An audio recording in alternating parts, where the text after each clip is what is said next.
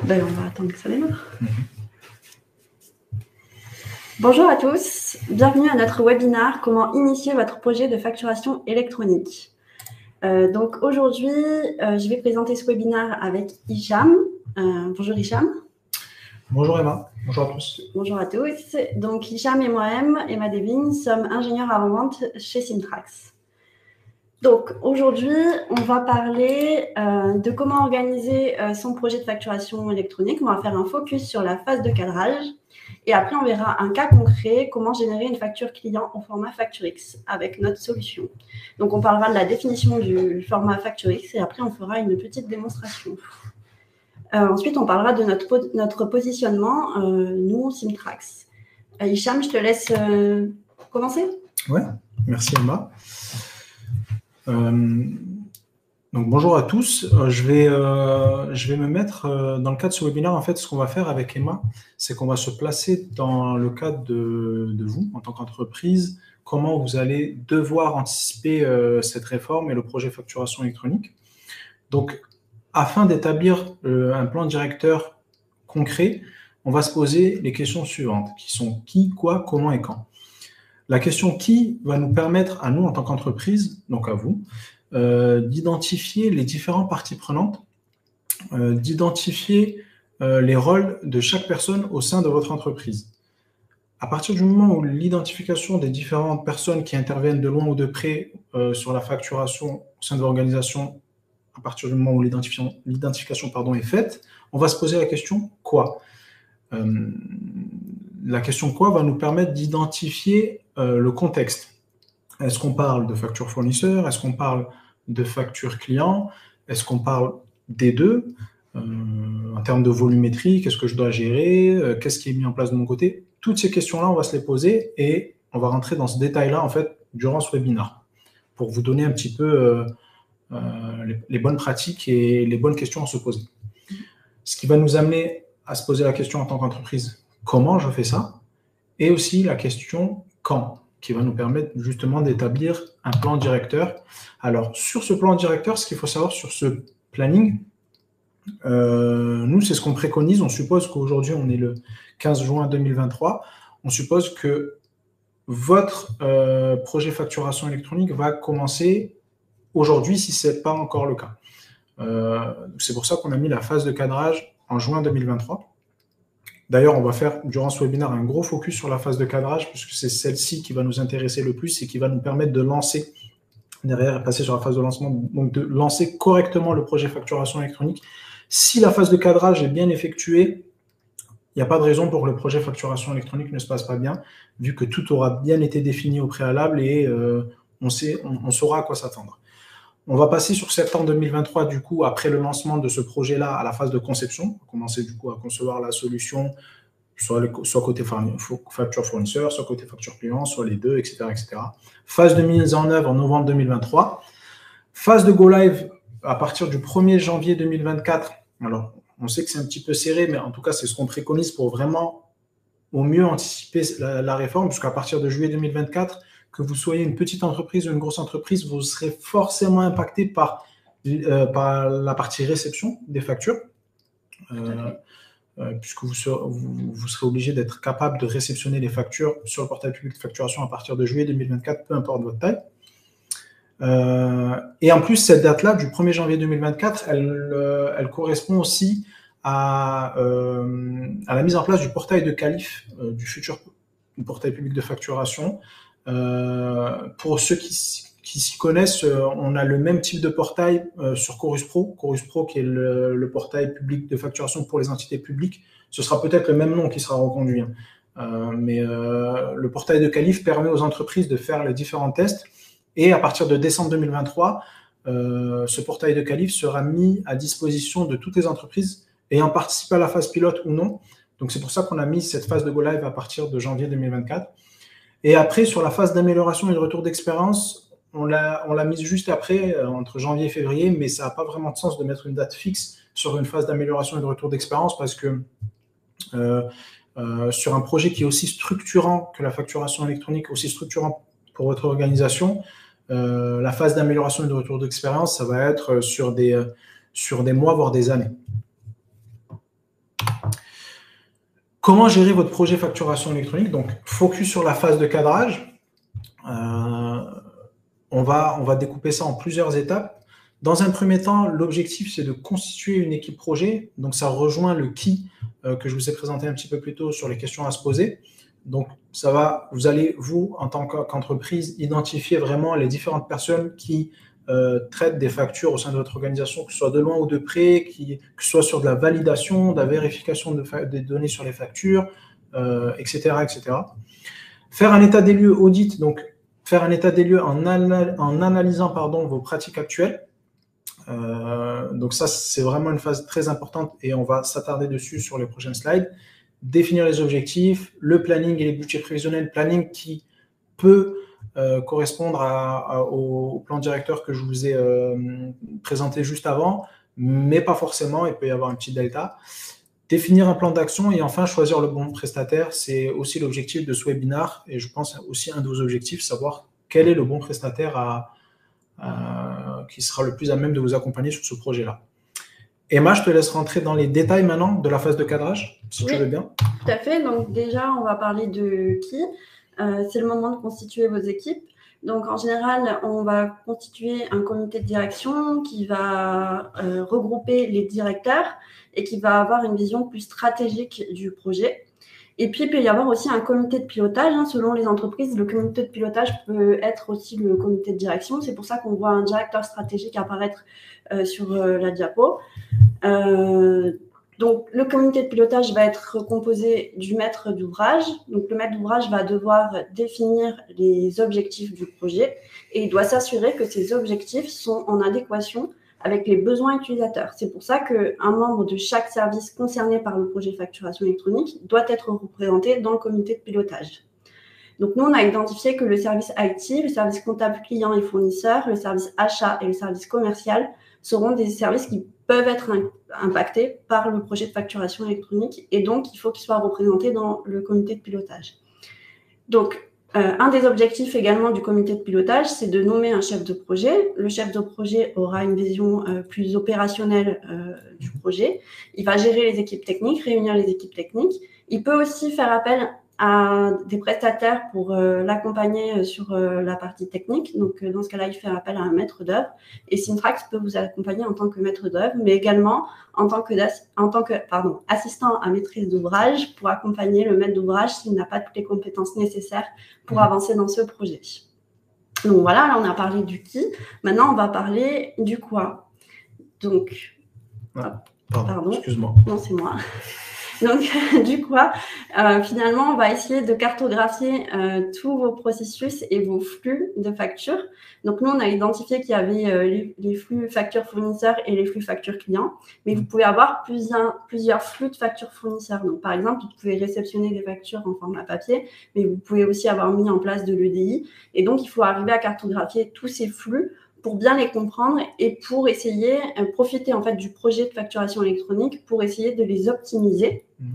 Et donc c'est pour ça qu'on va les cartographier. Donc nous aujourd'hui on va faire le focus sur la partie facture fournisseur et la partie facture client et on va se poser des questions du type est-ce que vous ouvrez des pièces jointes, est-ce que vous les téléchargez, est-ce que vous ressaisissez des données, est-ce que vous êtes plusieurs à ressaisir des données et est-ce qu'on peut optimiser ces étapes à faible valeur ajoutée.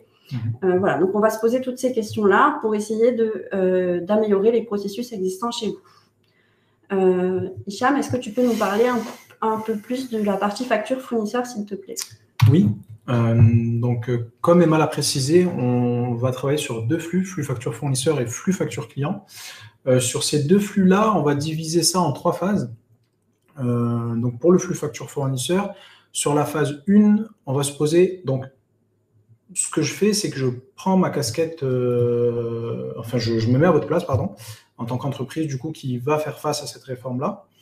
Le plus intéressant pour vous, nous, ce qu'on préconise, c'est de fonctionner en phase. Sur la première phase, on va se poser la question au niveau des factures fournisseurs, donc au niveau des factures que je reçois, quelle est la provenance de ces factures, par quel mode de transmission je les reçois, et quel est le format de facture que je reçois. Au niveau de la provenance, ça peut être du B2B domestique. Donc là, on sera vraiment concerné par la partie invoicing de la future réforme de la facturation électronique. On peut être hors Union européenne, des factures à l'international. Donc, ces questions, il va falloir se les poser parce qu'en fait, dans chaque cas, on va avoir des cas différents.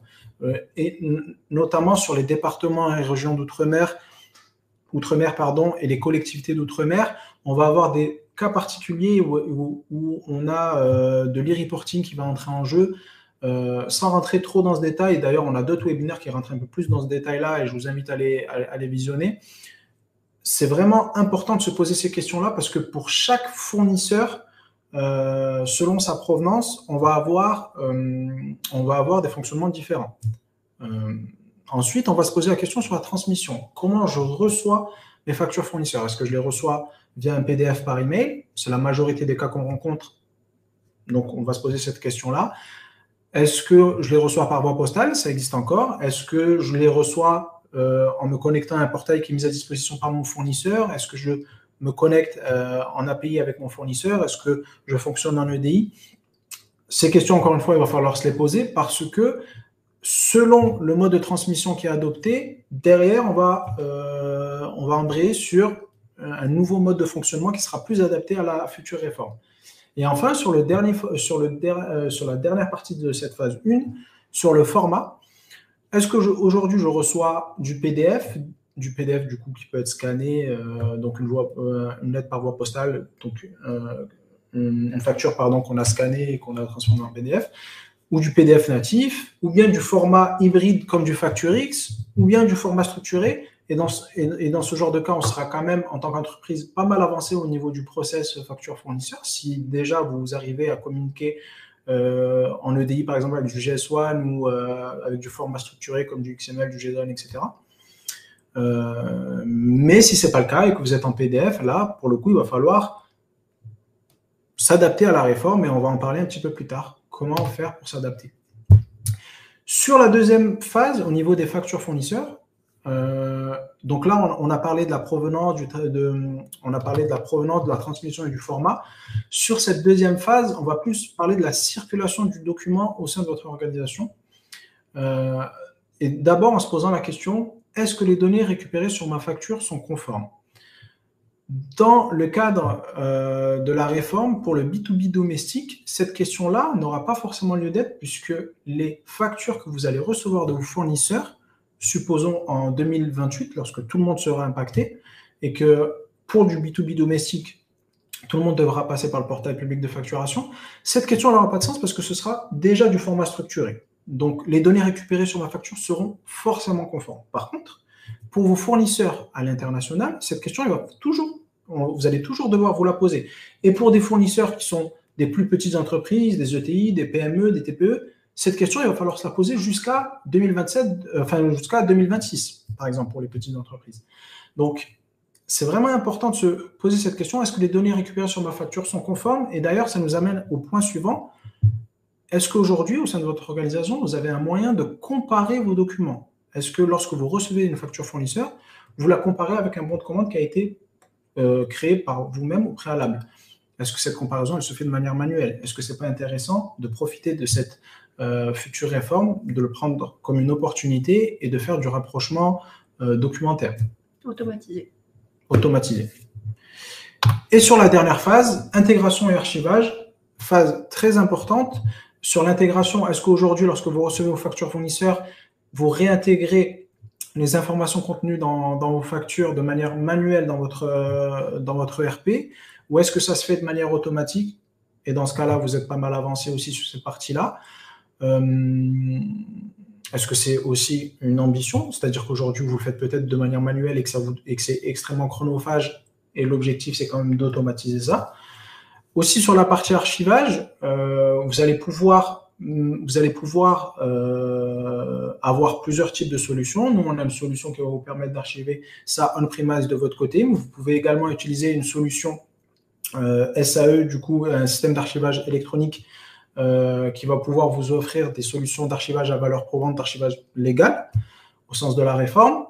Et du coup, ces questions-là, il va falloir se les poser. Est-ce que je stocke chez moi? Parce que les factures de mon entreprise, c'est mon trésor, c'est quelque chose que je veux stocker chez moi et du coup, ça peut être intéressant de stocker ça on-premise ou bien dans le cloud parce que Dans le contexte actuel, c'est de plus en plus ce qu'on fait.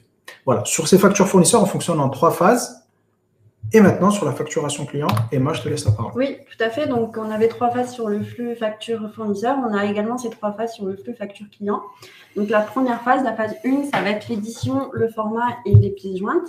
Donc, il va falloir se poser la question de comment vous éditez aujourd'hui vos factures.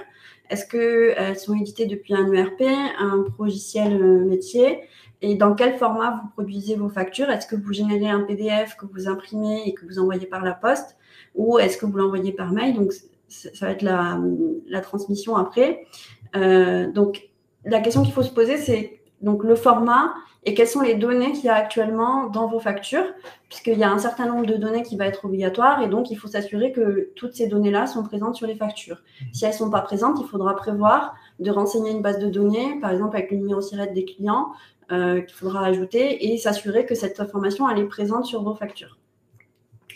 Donc, il y a l'édition, quelles sont les données qui sont sur mes factures, et après, le format. Donc, dans quel format j'édite aujourd'hui mes factures? Est-ce que je les imprime et je les envoie par la poste? Est-ce que je les envoie par mail? Est-ce que je suis avancée sur le projet de facturation électronique et je produis déjà des factures au format Facturix que j'envoie par la poste, parce qu'aujourd'hui, on ne peut pas se connecter sur PPF et le transmettre au PPF. Voilà, donc il faut se poser ces questions-là pour pouvoir anticiper la réforme et pouvoir avancer dans le bon sens. Et ensuite, peut-être que vous ajoutez des pièces jointes à vos factures, peut-être que vous ajoutez des conditions générales de vente, des bons de commande, des bons de livraison pour créer des liasses de documents et envoyer la liasse de documents à vos clients. Donc, toutes ces questions-là, il faut les poser pour pouvoir bien connaître vos processus et pouvoir s'adapter à la réforme.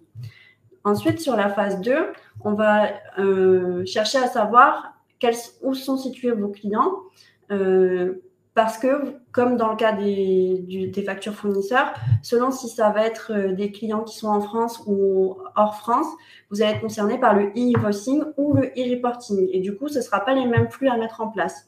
Donc, c'est pour ça que c'est important de connaître la destination de votre facture pour savoir dans quel flux vous allez adresser la facture. Et enfin, vous allez vouloir mettre aussi peut-être en place des services étendus. Par exemple, l'ajout d'un certificat sur vos factures, un certificat RGS 2 étoiles, qui permet d'authentifier la facture et de s'assurer de son authenticité, ouais. Merci, et de son intégrité. Donc ça, vous allez peut-être vouloir l'ajouter. Donc ça, c'est vraiment important. Vous avez peut-être des circuits de validation avant que la facture soit émise auprès de vos clients. Il y a peut-être un responsable qui la valide, etc. Donc c'est important de se poser toutes ces questions-là. Donc ça, c'était la phase 2. Et la phase 3, ça va être la transmission et l'archivage. Donc du coup, comment vous transmettez aujourd'hui vos factures à vos clients? Est-ce que vous envoyez des PDF par mail? Est-ce que vous les imprimez et vous les envoyez par la poste? Est-ce que vous avez des flux EDI qui sont déjà mis en place et du coup, il faudra appréhender ces flux-là de manière différente du reste? Est-ce que vous avez déjà mis en place de l'API? Est-ce que vous allez déposer ces factures-là sur un portail et vos clients viennent se connecter sur ce portail pour récupérer les factures? Voilà, donc il y a différents cas particuliers et donc il faut bien analyser l'ensemble de ces flux pour les répertorier et les traiter les uns après les autres. Pareil, donc vous émettez des factures, après vous allez vous poser la question de l'archivage. Peut-être qu'aujourd'hui vous imprimez ces factures pour les archiver chez vous en version papier. Peut-être que c'est l'occasion d'évoluer et de vouloir sauvegarder ces factures de façon électronique. Et donc va se poser la question de savoir si vous voulez les garder chez vous ou dans le cloud, un peu comme pour les factures fournisseurs. Voilà.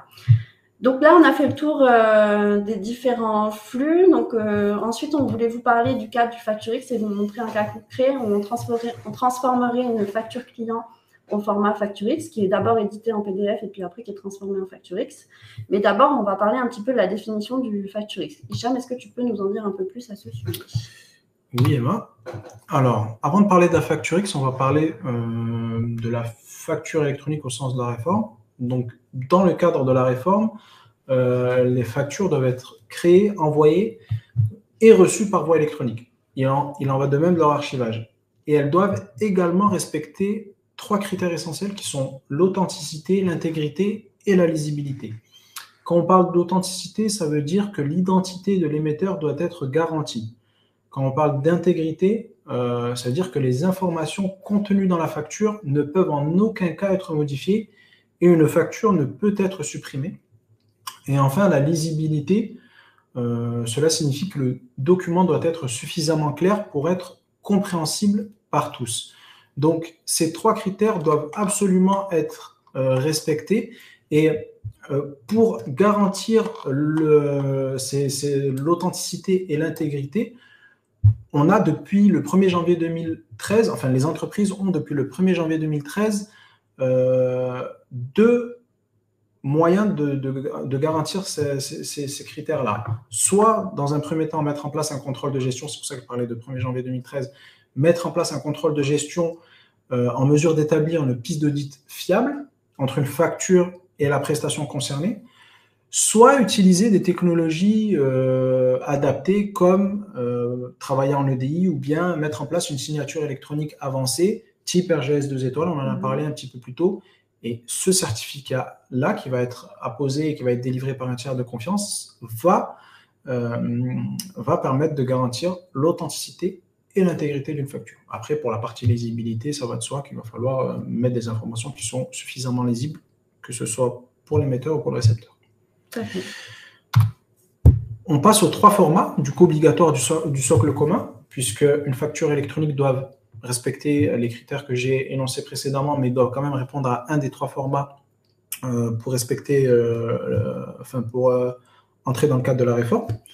On a le premier format, celui qu'on préconise nous, mais peu importe le format que vous voulez utiliser, ça va être le FactureX, qui est un format électronique à destination des métiers incluant un lisible.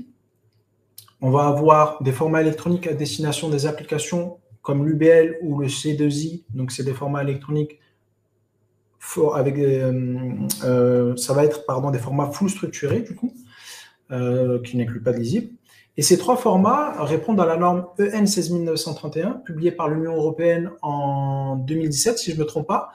Et cette norme-là, elle a été mise en place pour les entités publiques et pour le B2G, du coup, mais elle a été reconduite pour le B2B dans le cadre de la réforme. Et c'est une norme qui répond à 165 données, des données assez classiques qui doivent apparaître sur la facture, comme le nom du client, le nom du fournisseur, les montants hors taxes, la TVA, etc., etc. Donc vraiment des éléments qui apparaissent normalement sur vos factures, mais là c'est un petit peu plus strict. On a 165 données à faire apparaître. Emma, je te laisse rentrer du coup dans le détail de la FactureX. Oui, tout à fait. Donc là, ce que vous voyez à l'écran, c'est le PDF qui représente la facture. Donc c'est un PDF A3 qui sert d'enveloppe au fichier structuré. Le fichier structuré, on le retrouve en pièce jointe ici. Du PDF, pardon. Et donc, si on ouvre cette XML, voilà à quoi ça ressemble. Donc, on retrouve les informations en blanc ici, on voit, entourées des balises bleues qui permettent au système d'information de reconnaître la donnée. Voilà à quoi ressemble un fameux FactureX. Oh, c'est pas bien complexe. Non, c'est pas bien complexe, effectivement. Du coup, il existe plusieurs profils pour le FactureX. Donc, il y a le profil minimum qui est le profil attendu aujourd'hui sur la plateforme Chorus Pro. Donc B2G aujourd'hui. Après, vous avez le Basic with Outline qui correspond aux données d'en-tête et de pied de page. Vous avez aussi le profil basique qui est le même que Basic with Outline, mais cette fois-ci, il y a les lignes d'articles qui sont présentes dans ce format, format. On a aussi le profil EN 16931, donc Hicham nous en a parlé à l'instant. Et il existe aussi le profil Extend qui est basé sur le profil EN 16931, augmenté de certaines données. À noter qu'un dernier profil a été récemment ajouté, l'Extend FR B2B, pour gérer tous les cas présents en France, notamment par exemple une facture qui posséderait plusieurs bons de commande. Voilà, donc maintenant qu'on a parlé un petit peu du FactureX, faut savoir également qu'à partir du 31 décembre 2027, les PDF ne seront plus du tout acceptés. Et donc, il faudra à minimum adopter le FactureX, donc le format hybride, ou un des 2 autres formats autorisés. J'ai un petit commentaire par rapport à ça d'ailleurs. On dit adieu facture PDF à partir du 31 décembre 2027. c'est une tolérance sur les transactions domestiques assujetties pour les dépôts de factures. Mais par contre, ce qu'il faut savoir, c'est que dans une démarche d'automatisation, les factures PDF ne pourront pas, dans tous les cas, être prises en compte, que ce soit en 2027, en 2026, 2025, etc. Là, cette tolérance, elle est appliquée surtout pour les entreprises qui vont déposer de manière manuelle leurs factures sur le futur portail public de facturation. Donc, dans le cas où vous, en tant qu'entreprise, avez une volumétrie conséquente, vous allez forcément plus traiter du PDF. Et nous, on préconise le FactureX parce que ça reste quand même un PDF dans lequel on a embarqué un XML. Donc, on a quand même un lisible et c'est toujours agréable pour la personne qui reçoit. Pour la personne qui reçoit, d'avoir quelque chose de lisible. C'est un peu compliqué de lire du format structuré. Oui, tout à fait. Voilà. Donc maintenant qu'on a parlé du format FactureX, on va faire une petite démonstration de comment on peut transformer une facture PDF au format FactureX. Donc là, je vais me connecter à notre logiciel de démo SAP Business One. Je vais juste venir éditer une facture. Donc là, je suis en train d'éditer la facture. Une fois que j'aurai édité la facture va être téléchargée dans un dossier Windows. Ce dossier Windows est supervisé par notre solution, c'est-à-dire qu'il va capter le document et le traiter de façon automatique. Donc, il va venir chercher l'information dans le document. Comme c'est un document qui est édité par votre ERP, on sait exactement où se trouve l'information. Donc, on est en capacité de récupérer cette information-là et de créer le fichier XML. Donc là, je suis en train de créer le lisible, le fameux lisible. Hop là, ça prend un petit peu de temps. Voilà, donc là, on voit apparaître le PDF. Donc, c'est ma facture que je vais télécharger dans mon dossier qui est supervisé par notre solution. Voilà, je vous montre un petit peu à quoi ressemble la facture. Donc, c'est une facture classique, rien de particulier à signaler. Et maintenant, une fois que la facture a été mise au format FactureX, ce qu'on fait aujourd'hui, c'est qu'on la transmet par mail au client, puisqu'on ne peut pas aujourd'hui la déposer sur le PPF, puisque ce dernier n'est pas disponible. Donc là, je vais recevoir la facture. Ça prend quelques secondes, voilà. Donc, je reçois l'email. On voit qu'on a un email qui est personnalisé avec le numéro de la facture. Donc, ça, c'est paramétrable aussi dans notre solution. Je vous remontre que c'est la même facture que tout à l'heure. Et je vais venir cette fois en pièce jointe, voir qu'il y a un fichier XML qui est rattaché. Donc, c'est le fameux XML qui permet d'avoir le format FactureX. Et on retrouve les informations à l'intérieur du fichier XML. Donc, on retrouve la date, le montant total hors taxe, les adresses, etc., etc. Voilà pour la démo. Donc, hop. Maintenant, on va parler de notre positionnement Simtrax. Est-ce que tu peux nous en dire un petit peu plus, Hicham? Oui. Bon, déjà, dans un premier temps, je vous invite à regarder quand même nos autres webinaires qui traitent vraiment en profondeur de ce sujet-là, de la facturation électronique de manière générale, mais également de notre positionnement. Mais c'est toujours bien de le rappeler. Donc, Simtrax se positionnera en tant qu'opérateur de dématérialisation, pouvant être raccordé aux plateformes, donc plateformes publiques de facturation ou bien plateformes de dématérialisation partenaires, et pouvant proposer des services de dématérialisation des traitements des factures, que ce soit sur la conversion, que ce soit sur le raccordement au PPF, que ce soit sur la validation, la mise en place de workflows plus ou moins complexes. Simtrax sera capable de gérer toutes ces parties-là, que ce soit sur la partie facturation fournisseur ou facturation client. Dans un second temps, Simtrax proposera des services complémentaires. Enfin, dans un second temps, en même temps, en réalité. Simtrax proposera des services complémentaires grâce à l'association avec des partenaires PDP ou à services ajoutés, comme la gestion de la TVA, la gestion des moyens de paiement. Tout à l'heure, je vous ai parlé aussi de la partie archivage avec un partenariat avec un partenaire qui fait justement de l'archivage à valeur probante. Également, on a des partenariats avec un tiers de confiance qui permet de délivrer des certificats pour la partie signature électronique avancée. Donc, ça, c'est des services que l'on offre de manière complémentaire à notre offre de base. On se positionne en tant qu'opérateur de dématérialisation et parce qu'on a développé une certaine expertise depuis maintenant plusieurs années, expertise de Chorus Pro déjà depuis 2016 pour le B2G. travaille avec plusieurs entités publiques, que ce soit sur le dépôt automatisé de factures ou bien la réception automatisée. On est point d'accès PayPal depuis 2018. On est membre FNFE MPE depuis 2019 et on participe également au groupe de travail DGFiP, AIFE et FNFE depuis maintenant plusieurs années. D'ailleurs, la semaine dernière, lors de notre journée client, nous avons animé une table ronde avec des intervenants de la DGFiP et de l'AIFE. Vous pourrez éventuellement retrouver cette présentation assez pointue, entre guillemets, dans notre site internet.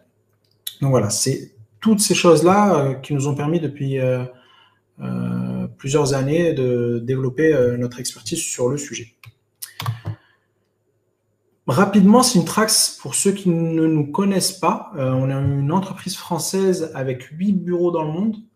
Et avec Emma, nous sommes basés à Nîmes, donc dans le sud de la France, et on mise beaucoup sur la proximité avec nos clients. C'est d'ailleurs cette même proximité avec nos clients qui nous a permis d'avoir plus de 12 années de fidélité client. On a également on parlait d'expertise un petit peu plus tôt sur Chorus Pro, mais on n'est pas que sur ce domaine. Emma va vous en parler un petit peu après. On a plus de 3000 installations chez des clients de tout secteur. On a également, et ça c'est important d'en parler, 3 partenariats technologiques avec IBM, SAP et Microsoft qui nous permettent de fournir des solutions certifiées qui sont gages de qualité. Qui sont gages de qualité. Voilà. Ouais, tout à fait. Exactement. Emma, je te laisse parler d'autres domaines sur lesquels nous intervenons. Oui, donc bien sûr, vous l'avez compris, on est acteur sur la facturation électronique automatisée. On est en capacité aussi de mettre en place des workflows de validation et de signature. On est en capacité aussi de faire de l'intégration des données dans vos ERP grâce à nos API. Et enfin, on fait de la transformation digitale de documents, c'est-à-dire qu'on est en capacité de réceptionner des documents et de les moderniser, de leur donner un coup de jeune, de les rendre un peu plus design. On est aussi en capacité de convertir des documents dans des fichiers structurés, comme on l'a vu lors de la démonstration. On peut faire aussi l'inverse, le chemin inverse, c'est-à-dire recevoir un fichier XML et le transformer en document, ou recevoir un fichier structuré et le remapper pour en refaire un autre fichier structuré. Pardon, je vais y arriver. Donc, voilà sur notre solution transversale. Donc, comme on en a parlé un petit peu avant, nous avons des e-books qui sont disponibles sur notre site internet, ainsi qu'une douzaine de webinaires sur le sujet de la facturation électronique. Donc, nous vous invitons à aller les regarder si vous souhaitez avoir plus d'informations par rapport à ce sujet de la facturation électronique. Donc, nous vous remercions pour votre écoute. D'ailleurs, je regarde juste si on a des questions. Oui. Première question de Maxime. Si on comprend bien, il n'y a pas forcément besoin de PDP. Le recours à un OD suffirait. Emma? Oui, donc pour vous adresser en fait au PPF, vous pouvez faire appel à un OD qui sera en capacité en fait de transmettre la facture, de la mettre au bon format et de la déposer sur le PPF. J'ai la deuxième question de Didier. Quelle garantie que le fichier XML généré et envoyé par email ne puisse pas être modifié pendant le transport ou chez le destinataire? Alors, le fichier XML déjà qui est généré et envoyé par email, ce n'est pas un fichier XML qui est généré et envoyé par email. Dans le cas du Facturix, je suppose que c'est dans le cas du Facturix qu'on est en train de discuter, c'est un fichier qui est encapsulé dans le PDF. Oui. À partir du moment où on a un certificat qui est ajouté dans le PDF, s'il y a une modification, le PDF va être altéré et du coup, le certificat va disparaître. Ce sera plus valide. Et ce sera plus valide et du coup, forcément, vous allez le voir que ça a été altéré, enfin que ça a été ouvert par une autre personne. Donc, l'XML qui est encapsulé dans le PDF, normalement, ne peut pas, enfin, c'est pas normalement, à partir du moment où le PDF est protégé, ne peut pas être modifié. Je ne sais pas si tu aurais ajouté quelque chose. Non, c'est une très bonne réponse. Ouais. Question de Thierry. Afin de préimprimer le CA3 d'une entreprise assujettie au titre du mois M. Alors, je vais lire d'abord la question. Je vais devoir déterminer le montant de la TVA déductible. Alors ça, c'est une question un petit peu pointue. Toute honnêteté, je ne sais pas si ça te dit quelque chose, Emma. Je propose qu'on étudie la question de Thierry, c'est ça? Ouais, Thierry. Et qu'on revienne vers lui après le webinaire pour lui répondre? Oui, je suis de cet avis aussi. Thierry, on reviendra vers vous avec plaisir par email ou par téléphone si on a vos informations pour répondre à votre question. On le fera en fin de webinaire, du coup. Oui, tout à fait.